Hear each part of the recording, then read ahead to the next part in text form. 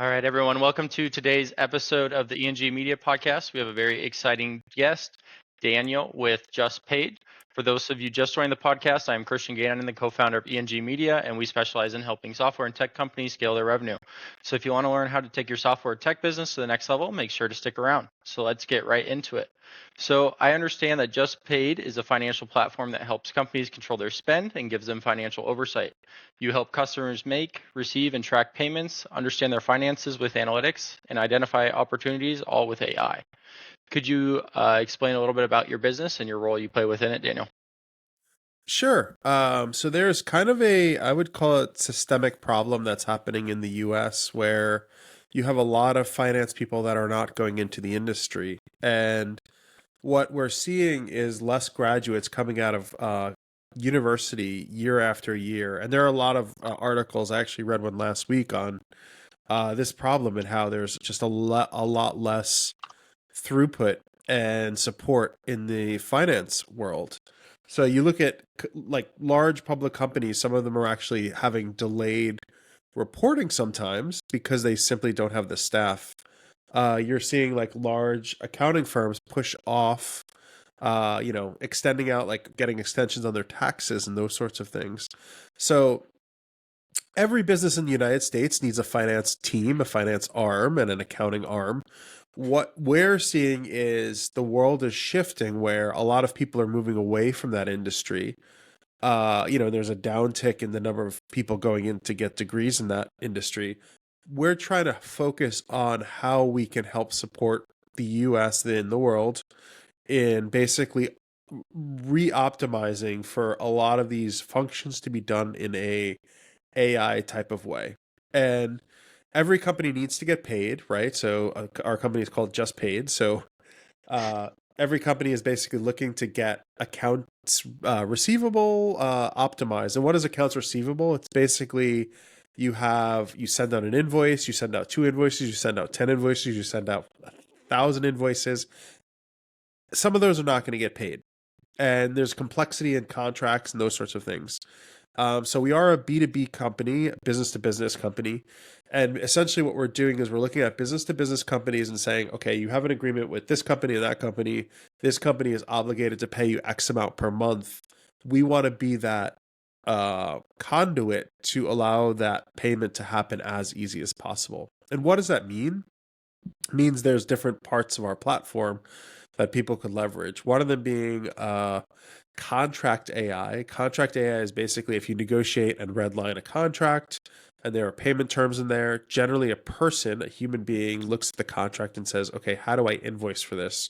If it's a complex contract, it could take 3 hours, 2 hours, 5 hours to really decipher what was negotiated in this contract when there's, say, whatever it is, hundreds of thousands of dollars on the line or, millions of dollars on the line. So essentially what we're doing is saying you don't need to have all of your finance people looking at every piece of this.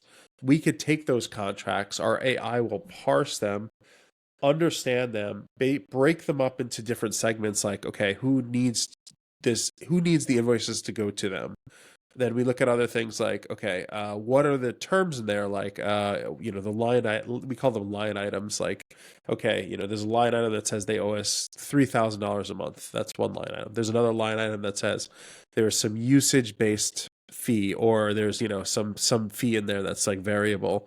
Okay, so we put that in there, and then there's other like terms that could be put in there, like discounts or any others.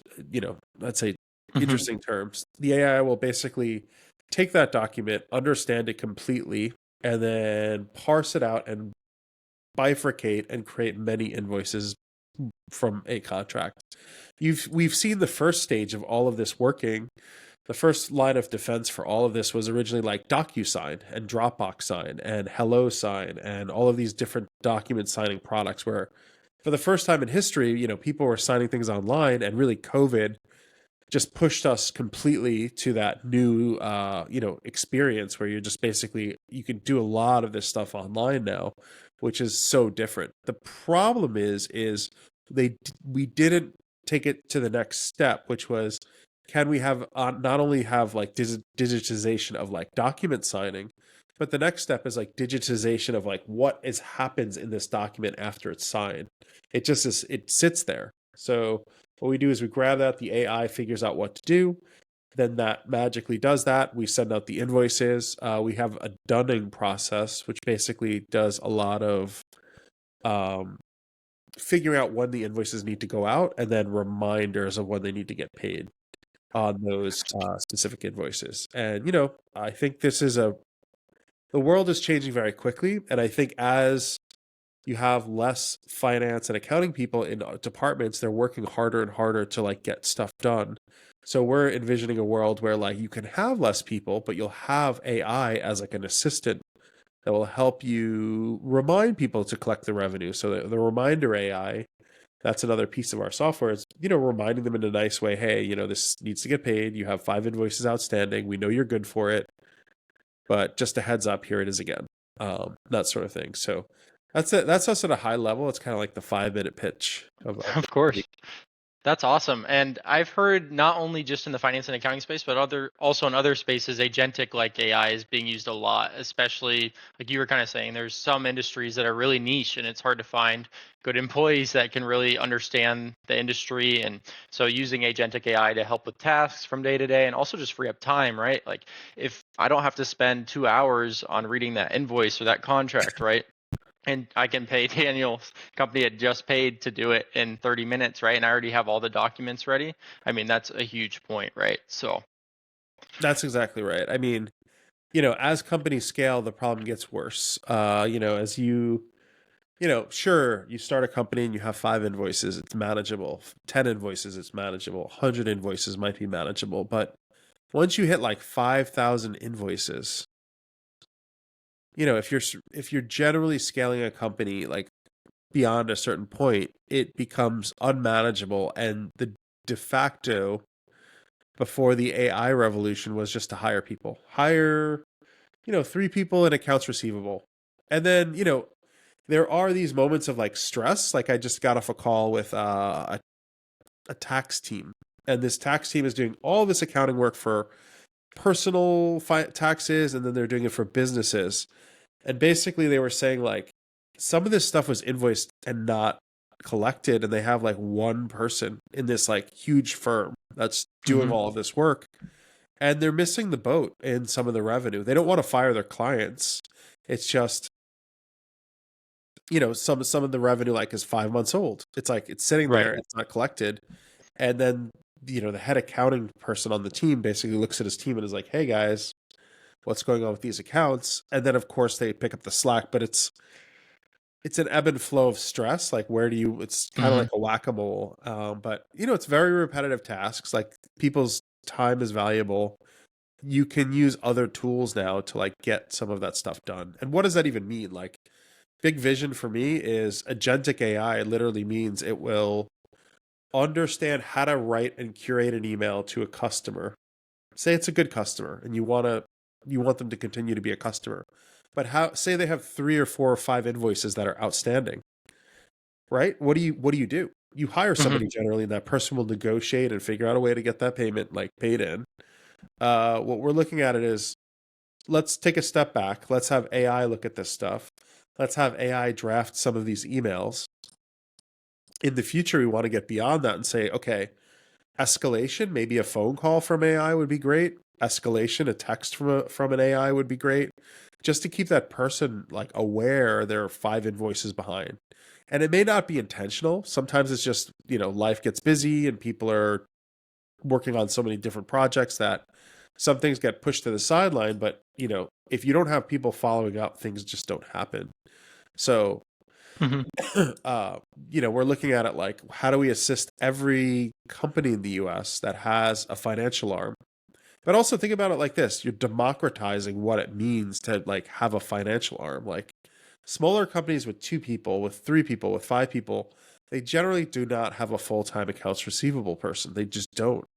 So now Right. we're looking at it like the world is being democratized where the smaller guys can have a lot of the same empowerment that the larger, more profitable companies have, where they can hire a staff of like 6, 7, 10, 25 people smaller companies are now going to be able to do that also. So it's really, the world is going to shift very quickly over the next few years, where you're going to see a lot of these more agentic companies and just what they can do, and it's going to blow your mind in some of the, some of the things they can do.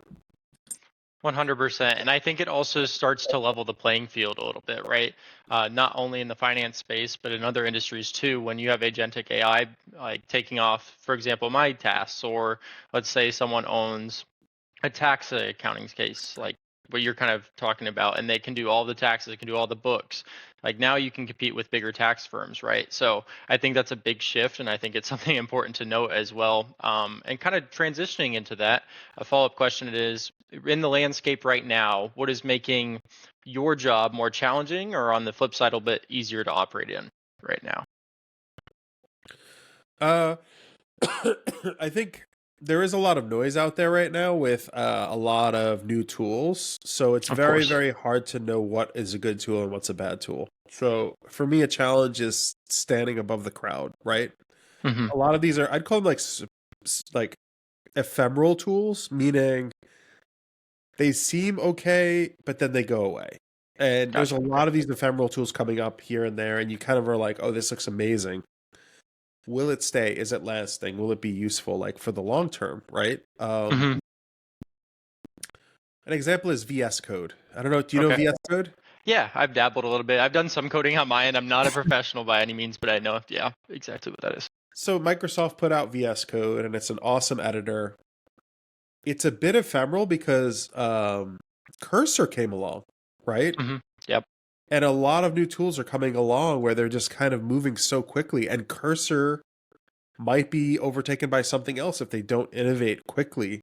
So a lot of tools are becoming very ephemeral, where they stick for a small period of time and then they just disappear. And I think this ephemerality, as I'm calling it, What a word, right? it applies to companies in general. So you're going to Hmm. see a lot of companies coming and going at a faster rate, like companies on the S&P 500. They would stay for a certain period of time in the past. Maybe I think it was 7 years.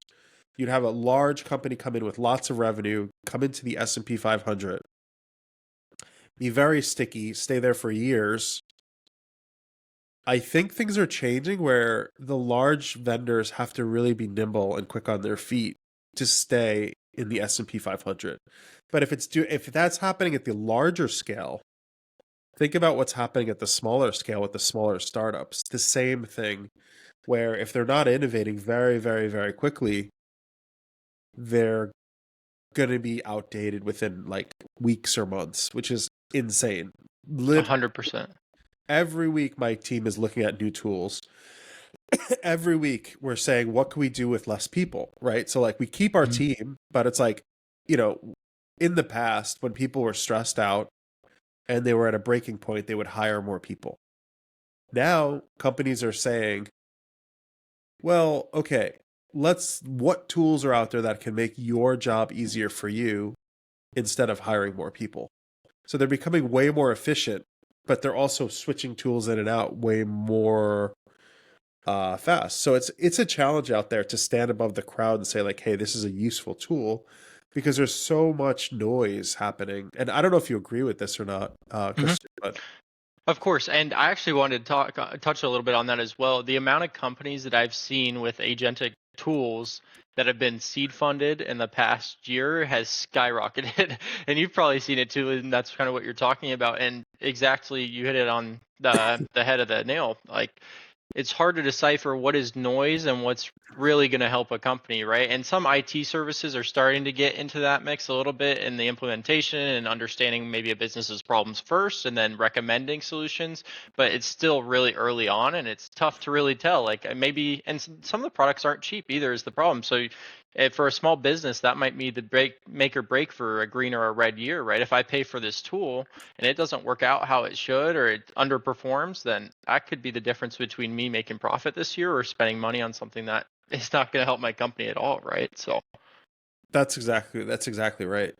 Um, so I guess like, for you, what would you say what is above the crowd right now where you see something and you're like, this will stick in this new world? Honestly, I think it's really tough. I think a couple of the media ones where it's specifically directed towards advertising, I think that's a big push right now. And I've seen a couple companies that have gotten really good at making AI video, AI advertisement, and it takes 10 minutes, right? That's a game changer. You don't have to have a whole media department now, right? Where that's hundreds of thousands of dollars, film equipment, everything, right? If I can film a short and then have AI make me a full commercial, I mean, that's a huge push and change in the market. But other than that, it's a lot of it is noise, and I think it's glad. I think the people that we're talking to on the podcast, a lot of them are the ones that stand out. So like I talked to Jonas, who's at Empower AI, and they do kind of like it's Fireflies. Like you've heard of Fireflies, kind of like that, except at a way higher leverage scale of taking actionable items. AI does it for you and sets you up for success. So everything that you needed to get done that was easy, like send an email or write a note, it has all of those documents ready for you at the end, and that incorporates into Slack, into Notion, into your Gmail workspace. Like that's a huge, I think, push, and that's one of the companies that I've seen aside from the media and film side. Interesting. Super, super interesting. But moving on a little bit, could you tell me a little bit about exactly what you do at JustPaid and how your days typically kind of unfold from start to finish? Sure. I mean, being a founder is, yeah, I would say it's like a jack of all trade and just helping support the team. For me, there's different legs of the stool, I would say. One of them being one is recruitment, right? So you want to always be evangelizing the company in that way and making sure you hire the best people. Of course. Um, Interviewing people takes time. Thinking about who the right people are and building that culture is super important. You want a culture that you want to work at, right? So Right. find people that you like love working with, and those are the people you want to hire. So I'm doing a lot of that where I'm finding the right people and evangelizing the company and making sure like people want to work with us. And I think candidly, it something out there is strange in the market where there's just so many people applying for jobs now at our company, right? And this might be a systemic problem that's bigger than our company where we have so many applications coming in per day and we only have like say one position, right? Hmm. What do you do with literally like 10,000 applications? Who do you hire? And I think Right. this is just a problem a lot of companies have. So we're looking at tools there. I'm spending time there and just figuring out who are the right people that are a cultural fit, who are people that are trustworthy, who are people that embrace like working at a startup and the stress of it. Can they do something amazing in our company? We're primarily like an engineering company. So I think, do they have the traits of like a good developer? And what is that? For me, it's like someone that can code very quickly and kind of gets it. And if one of our customers basically has an issue, iterating quickly and just making sure that the whatever their issues are resolved. Um, Another is product, just making sure our product team is moving in full force and the engineers are moving in full force. So like just making sure that product is being developed very, very fast. You're either dying or growing as a company. I think what I mean by that is iterating, not creating friction, letting the team like build fast, giving them really good support systems on ideas that are not a waste of time. There are some ideas that Right. we have that are just like not so good, and just kind of working with them on, hey, this direction is not working anymore. Maybe we try this or that. And I think there's a lot of that happening in our company. And the other thing is honestly just getting out there and doing sales. So like getting on Right. sales phone calls, like talking to customers, understanding their needs. How do we help them? Um, an example would be like a company that has like a finance team that's like super flustered and burned out and tired, and they're just exhausted of like working with too much. So like, how do we take a little bit off their plate and let them do more of like the other stuff? So there's a lot of companies that struggle in the accounts receivable department, and I think it's a good problem to have, but also a bad problem to have. Good because you have a lot of revenue, bad because you're simply not on top of it and collecting it on time. Right. So, but as a founder, you kind of just do whatever job is necessary that week, Right. right? So 100%. it's a variable job. And kind of a follow up to what you were talking about recruiting new people. So our company specializes in marketing. From your standpoint, how easy is it to attract and retain high quality marketing team members right now, given the environment that you were speaking of? Um, there's some really high quality marketers out there. I think Hmm. they're just it, they're out there, and I think that they're looking for jobs. So last week I went to an event, and there was just a rock star like marketer who worked Hmm. at some of the best companies in the world and just helped grow those. And people like that are looking for jobs right now. So it's actually good for startups. It's a good time for startups because people are very open minded. I think pre 2021, 2020, I think people were way more selective in a Of bad course. way. So like, who's going to throw more money at me, right? Like, Hmm. that's great and all. You can get a little bit more money, but is it the job you truly want, right? So like, Right. I do think people are being a little less selective now, but also more open minded to like working at a startup. You can get high powered, good people, that are very high functioning and like they execute fast to like work with you because they've seen the market like go down and it's just been rough, like with layoffs and everything there. So people are Of way course. more understanding of startups than they have been in a long time. With you know just what their asks are in the past, you know 2020, 2021, it was like, hey, will you do my laundry? Does Right. your I live in Silicon Valley. These are literally the things that you're competing against. It's like, do they have a massage therapist on staff that like you're stressed out? Do they have like a vibe room? Like literally it was like that. It was very much like, how do we compete with that as a startup? And it's really hard when you just don't offer those things because like those things are great and all, but like you're trying to build a business. Again, culturally, you pick what you want to inject into your business, but like WeWork was a great example. They had kombucha Right. on tap, right? Hmm. You're competing with like working for WeWork where they have kombucha on tap, and it's like we don't have kombucha on tap. Now I think people don't care about the kombucha. I don't think they care Right. about they're not looking at the massage therapist or the laundry. They're looking at like, can I work with these people? Are they smart people? Do I have a connection with them? Can I trust them that I'm not going to get like mass laid off at this company? And do I believe in the mission? Like, it's a really nice mix of all of those things. So there is a strange thing that happens in society, and startups may or may not realize it, but like in downturns, great companies are created. Like Microsoft was created in a downturn. I don't know if you know that. Of course. Markets were bad. Hmm. Disney was created in a downturn. Markets were bad.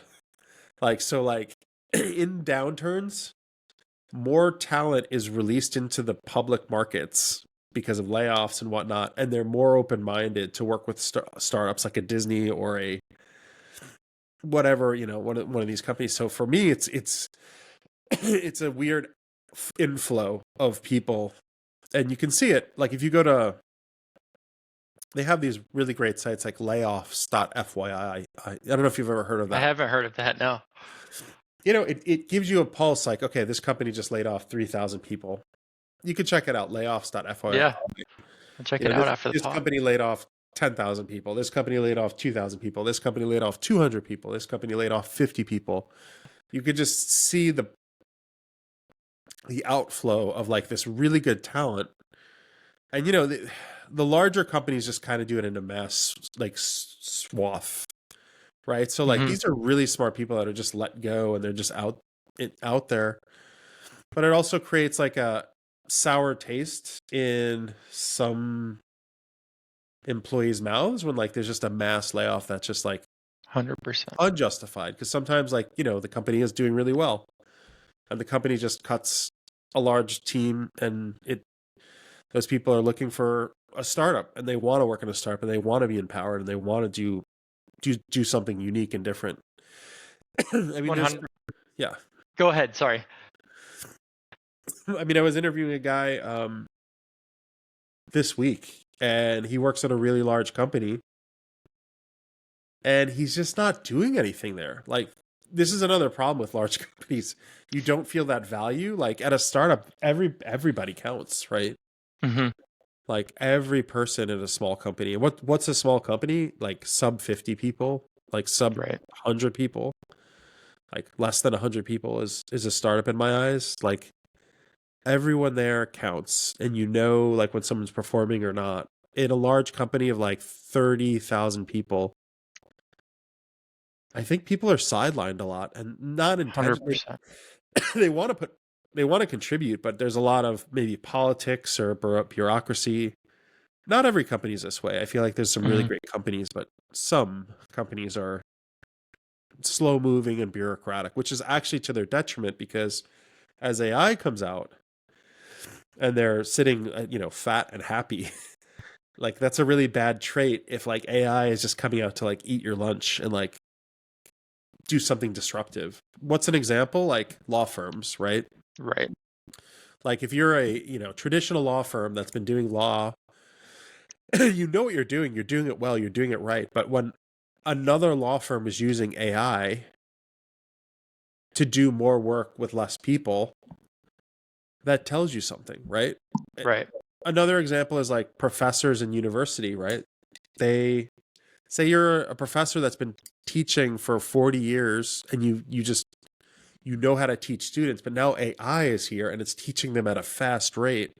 Just ignoring AI is not the right answer. So it's like 100%.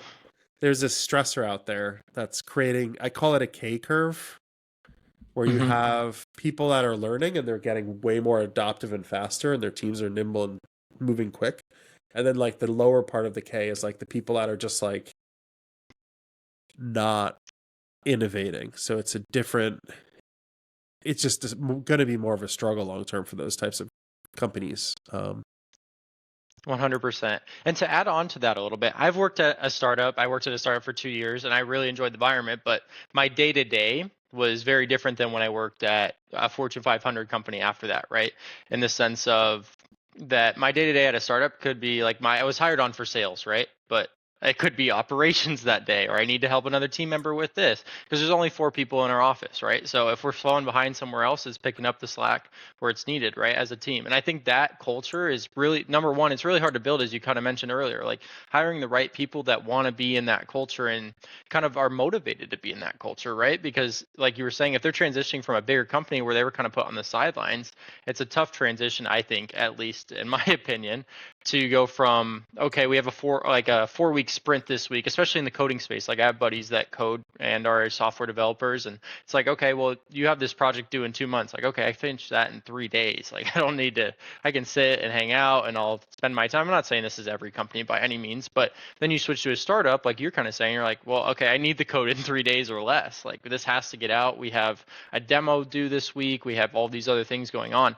So it's just a different environment. And I think it's a good shift. I think that's what people get fulfilled by, especially that are passionate about what they do, right? They want to be doing something every day that they feel is fulfilling to them, right? So That's exactly right. That's exactly right. And you know, it's going to be an interesting next 10 years. You're going to see a lot of shifts in just who the players are, and I think it's going to be a fun time and in a really positive way where you're going to see a lot of good value being created very very quickly and everybody's going to want to use it. And it's going to be in the finance space, it's going to be in the robotic space with AI, it's going to be in the just general broad like how do we help humans in just so many areas. There's a lot of robotic tasks that people just don't want to do. AI is just going to really help. But what you're saying is like startups are going to be very nimble and they're going to be executing at like very fast paces and people expect a lot. I think that's the one thing. If you don't want to have that lifestyle, I don't recommend the startup lifestyle, right, like working for a 100%. startup, because it is stressful. And if you want to take a 3 week vacation, it's definitely harder at a startup than like at a large firm. Like if you're at a large law firm or, you know, you work for the government, You may have Right. like more just leeway because, in a startup, every dollar counts, every minute counts. You're just optimizing to get to that like success point. 100%. And kind of on the question, shifting a little bit, what are the most important metrics for you right now with Just Paid? Is it client acquisition, pipeline velocity, retention of the people that do use Just Paid right now, product usage, or is it kind of something completely different? Every single everything you just named is super important. I think getting our existing users like delightful, like smiling, like Hmm. wanting to recommend it. I got a text yesterday from one of our existing users and they said, I have a lead for you. I'm like, more of that is great because that person loves our software. They love using it. Then on the other side, the person that's paying them with the accounts receivable platform said, I want to use this, right? So like there's just delight that you want to create. And I think like delight is so important to like making our software like amazing and people wanting to use it. There's word of mouth, but I think sales are super important also. So you want sales happening at a fast velocity. So like marketing is important, sales are important, users are important, logins are important, making sure the software is doing what like our customers need it to do. I mean, Hmm. we're talking to customers daily on the software and just refining it and tweaking it and making it better. So it's definitely a daily process like of all of this stuff, like getting new customers, taking care of the old customers. But um, for me, there's no one thing at this moment. It's like all of those things are just like critical to make the company successful. 100%. So it's just a balancing act, right? Like some days this is what we really need to focus on. This is the feedback we got from a customer, or our pipeline's kind of slowing down on the sales side. How do we ramp that up and put the right tools in place so that our sales and our SDRs can be effective, right? So it's a great answer, I think. And kind of going off that, looking ahead for the next 12 months, what is Just Paid's goal and even maybe some personal goals that you have? Yeah, I think company goals is to get as agentic as possible. Uh, what does that mean?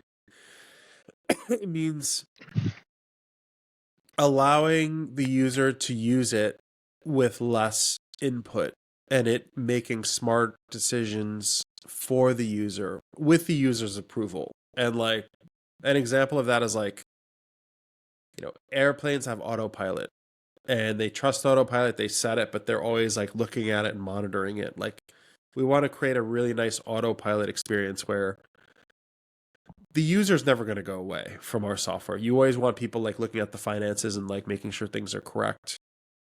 But at a faster scale with more customer, as you're gathering more customers, you want it to be really a delightful experience. We're moving in the direction of like having a really modern API. So, how do we create a really elegant API for people that people can use in a really, really simple way? So developers can use it. And it's just, again, there were some companies created 10 years ago, 15 years ago that have APIs, but now they're starting to look a little dated, if that makes Hmm. sense. So we're Yeah, trying 100%. trying to figure out how to modernize a lot of that. There is a debate inside of our company on like we want to create more of a fee for time type of experience. So like if you use some resource, you should be paid for that. And it should be more of like a different experience where, in the past you work for a month and you get your payment. But like long term, we're looking for like a way to have usage fee happen faster. And we're Gotcha. just Okay. kind of like looking at that and seeing like where we could go with that. There's a And, lot of initiatives internally. I mean, there's a lot more that we're ta- taking on there. of course, and that makes a lot of sense. And I could you expand a little bit on the usage a little bit? I haven't heard that before in the agentic space. If you're open to talking about it. Yeah, I mean, like a resource costs money, right? Hmm. Uh, like right now, there's like fee for service. I'm kind of butchering this, but my co-founders are very, very bought into this concept of um, a resource is being used, immediately it should be billed for that resource. Okay. So imagine getting your salary minute by minute, Gotcha. Okay. like instead of at the end of the month. It's a lot of backwards looking, like, okay, you did all of this work, backwards looking, you get this salary, here's your salary. Right. Um, we're looking at it like, okay, there's a resource. If you utilize that resource like a token, how do we get someone paid as fast as possible? And another is like, uh, let's say someone answers a question. Say you have an agentic bot and it just Hmm. answers support questions. If the question is answered, we're looking at it like, how do we get payment for the answered question and build an API for that, if that makes sense. So Gotcha. Yeah. No, that makes sense. it's more of a like service based off of success fee type of model that we're looking at and seeing like, how would this work in the future? A lot of what is going on in payments is based off of just what we've done in the past. Like, as Hmm. crazy as it sounds, like the weekend, Saturday and Sunday. It's just, why is that there? Because Henry Ford created the Ford factory and just said, we're going to take Saturday and Sunday and then people will not work those days. And then suddenly it like propagated across the world. It's just the de facto. But the reality is like, payments are very similar where we have this old infrastructure Hmm. that we've all just accepted. You know, it's called ACH. It's one of it. One. Right. It's just an older model. And I'm like, in an agentic world, when an agent does some successful work, can we get them paid? Can we get a company paid for that agentic work? So we are looking at like AI companies in particular, but broader than that. But like, I'm just using AI as an example where Of course. you have support agents and the support agent will answer questions and there's 5 questions answered within like a fraction of a second and they're successful answers. Whatever it is, like, I lost my password. How do I get into this? If the agent says, this is how, maybe it's a voice agent, maybe it's on the phone, right? Right. Right. And it answers it and it goes, is this satisfy you? And the person's like, yes, this was great. Thank you so much. What we would do is trigger a payment to our customers customer would pay them. Gotcha. Okay. Um, That makes a lot more sense. Thank you for expanding on that a little bit. hope that makes sense. It's No, kind of, yeah, that makes 100% sense. I just wanted to understand a little better because I know that some of the people that watch also are involved in that space and maybe haven't heard that before. I mean, that's like I kind of like restructuring how the payment system has worked for decades, right? And even longer than that. So that's like a huge piece of information, and I think that's something to think about, right? I mean, you were saying down the road that might be something you implement, and I think it's just good to be having that discussion in the first place. Like, how do we really change how things are and to a more AI-like future and a more technically logically advanced future, right? So I think that's a huge, huge thing to be thinking about. So thank you for sharing. yeah, Uh, yeah. but yeah, just to the last question I have for you, it's a little bit of a tough one, but it's kind of fun. If you had a magic wand and could solve one problem within your business, what would that be? I mean, for me, it's just way more breadth of marketing. As a startup, we don't have a budget like the large guys out there. Right, right. For us, the marketing side, I would love to do way more there. We're always strategically under resourced, understaffed, which is part of this is just every startup out there. They're under resourced and understaffed. When you have companies like Google, they're cash rich, right? Like they have so much cash. Google, Apple, cash rich. Hmm. So for us, we're understaffed and under resourced. So it's like that's part of the fun of the constraint of being in a startup is you have to look at like, how do we strategically use every dollar appropriately. But if I had a magic wand, it's like, okay, let's solve that problem and get out there in a way bigger way where people have all heard of us. You know, so there's also like a naming game. Like people just haven't heard of us in the market. We're not like I don't know, what's a big company out there that you can name, and it's just like we just don't have that yet. So we're working. Right, right. That makes a lot of sense. I think that's a great answer. And I think a lot of startups are kind of in the same boat too.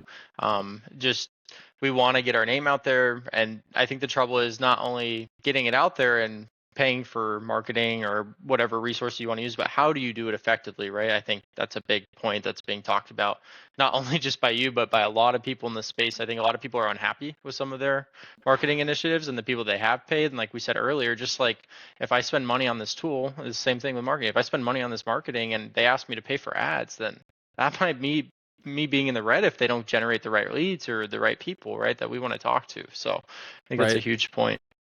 But to wrap up, if people want to connect with you, Daniel, or learn more about what JustPaid is doing, where can they go and how can they connect? Yeah, so you can go to our website, justpaid.ai, and then on there you could just go to see a demo. And what's great is you could request the founders be on, so that's a good way to get in contact with me. And then you get a demo of JustPaid, you get a sense of what we do. I'm also on LinkedIn. You could always add me on LinkedIn as well. But probably the best way is just to go to our website, justpaid.ai, and then you can just sign up for that demo and get connected. Perfect. I will leave the link for justpaid.ai in the description of this video.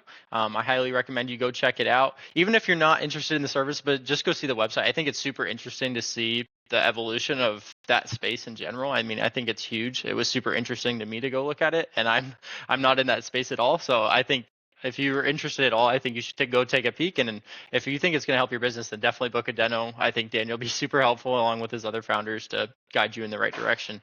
But other than that, thank you again, Daniel, for your time and insights today. And we'll see you guys on the next podcast.